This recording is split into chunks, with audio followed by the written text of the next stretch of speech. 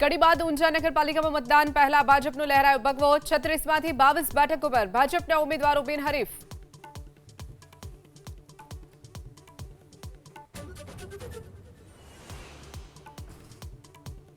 મતદાન પહેલા કરમસદ આણંદ મહાનગરપાલિકાની 52માંથી 12 બેઠકો પર ભાજપના ઉમેદવાર બિનહરીફ। વોર્ડ નંબર 6માં આખી પેનલ બિનહરીફ।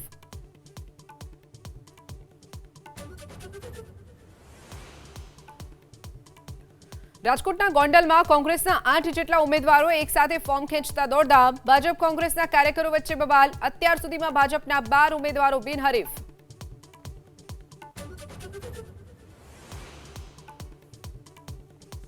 અમદાવાદના સાયન્સ સિટી વિસ્તારમાં 2 કાર વચ્ચે અકસ્માત। કારમાં દારૂની બોટલ હોવાનો આરોપ।